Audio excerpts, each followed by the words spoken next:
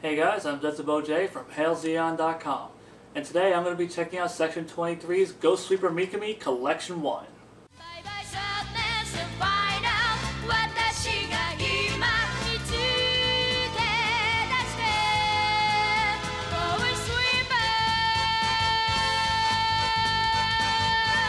Ghost Sweeper Mikami got its start as a manga in Shonen Sunday and was the brainchild of Takashi Shina, and was popular enough to get a 45-episode anime series in '93, and a movie the following year.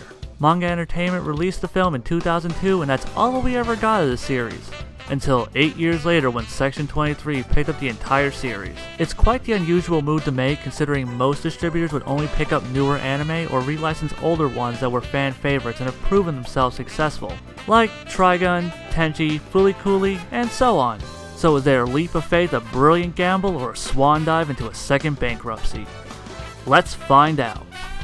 Let's start with the story.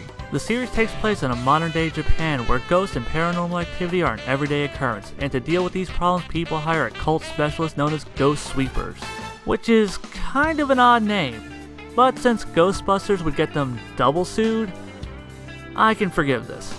The series is very episodic with no overarching story, so with the exception of that synopsis, there's not much more I could say. Now for the cast! Starting with our titular character, Reiko Mikami. She's a powerful psychic with the ability to banish and cleanse spirits and has an arsenal of ghost sweeping tools, including magical seals of varying prices and potencies and a divine staff, which looks more like a retractable police baton than something you'd fight ghosts with, though it does have a pretty sweet lightsaber mode. Snick, snick, snick! Whoa, Jedi! She's highly skilled at her profession and was trained by a Catholic priest named Father Karasu, though, unlike her mentor, she's self-centered and greedy, and uses her powers to open up a ghost-sweeping agency. An interesting side note, because she's not Christian, she can't actually use any Father Karasu's exorcism techniques. You would think seeing firsthand that a religion's exorcisms actually work on evil spirits would give the religion more weight, but then again, Mikami's techniques work just as well, if not better. Let's assume it's kind of like American Gods, where if you wish hard enough, your deity exists and you have the full backing of it. Next we have Taro Yokoshima, who acts as Mikami's part-time employee. He complains about his low wage and the danger his job constantly puts him in. And the only reason he puts up with this is because, well, his employer is smoking hot. And he's a completely shameless sexual deviant, and will hit on any female that's within his line of sight. No, seriously, this guy's the most upfront, perverted character I've seen since Ataru from Urusei Yatsura.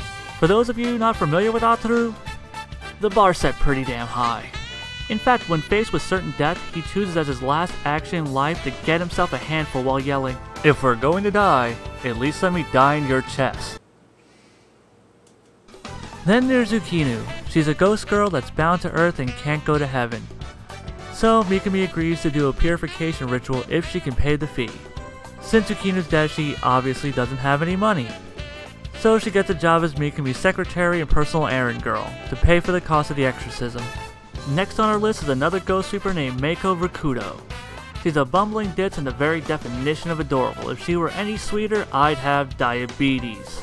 To exorcise spirits, she uses 12 creatures that reside in her shadow called Shikigami. She cares for them deeply and is so attached to them she'll often let them roam free. Although she terrifies everyone she walks past when she does this, they're normally very docile, except when she's upset. Then her Shikigami go apeshit, wrecking everything in sight. This wouldn't be such a problem if she wasn't so emotionally sensitive, and cried at the drop of a hat. In this set, we also get introduced to our first antagonist, Dr. Chaos. He's a famous alchemist and exorcist with a genius-level IQ who plans to switch bodies with Mikami so he can combine her psychic powers with his intellect to become one step closer to God. I doubt his status as a villain is going to last long, considering he's shown in the intro standing alongside our heroes. Chaos also has a robot maid thing he created named Maria, who's how do I explain this? You know what? You ever played Tekken 6? Remember Robo Tits McChainsaw Hands? Yeah, her. Mix her with Mahoro, and you have Maria.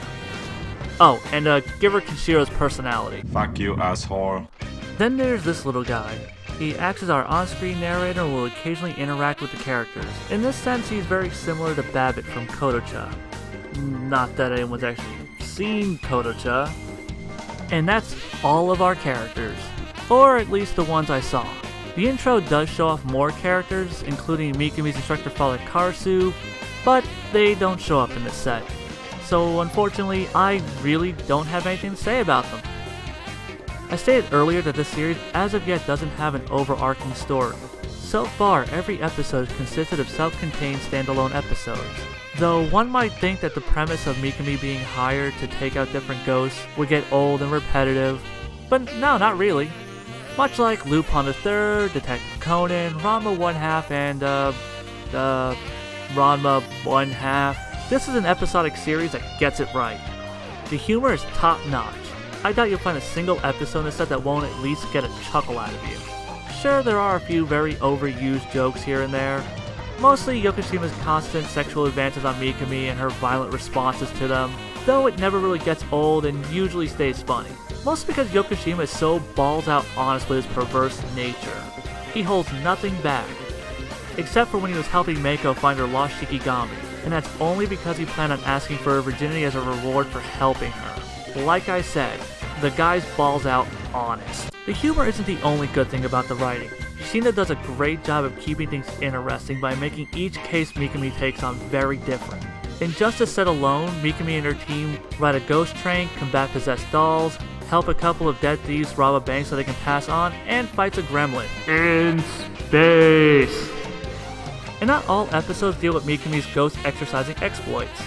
Some just focus on random hijinks like Yokushima going back in time, Mako losing one of her Shikigami as stated earlier, and Yokushima going Super Saiyan. The variety really keeps things fresh and entertaining. The intro is also really good and has a very unique and catchy sound that fits the series perfectly. The rest of the soundtrack, though not amazing, is still very solid and nicely fits with the vibe of the scenes.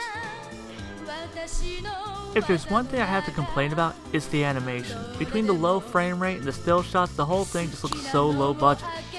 It looks more like it was made in the mid-80s than in the mid-90s. You know what? I'm gonna look up who made this. Give me a minute.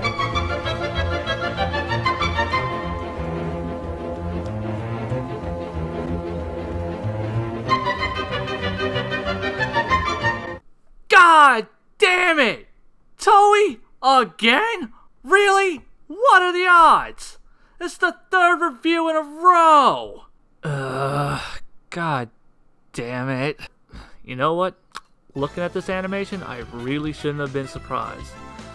Damn, Toei. I know you're Toei, but damn. Okay, not every episode looks bad. Episode 8 actually looks really good, though I'm not impressed by this, seeing as part of the episode has a recap of the first one in it. So it's not hard to tell where they got the extra budget from. You know what? I'm done reaming Toei's animation quality for this review. Let's move on to the audio. It's a Dolby Digital 2.0 mix that's clear and static free. And for its age, sounds great. Like many of Section 23's Sentai Filmworks releases, this DVD doesn't have a dub. Which is fine with me. The cast is all really good, though the subs do have a few typos. But they're very minor and could easily be missed.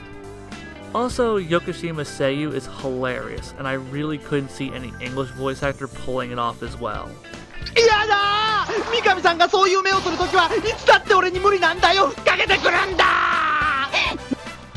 The lack of a dub really doesn't surprise me.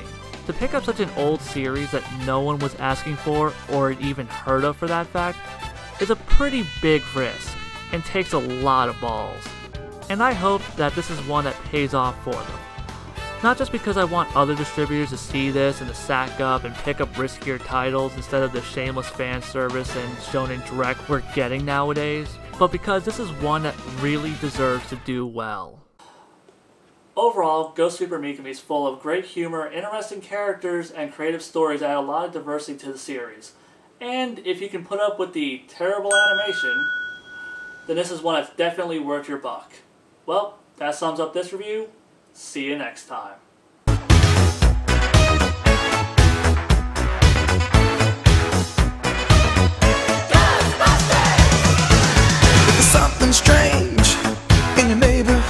it.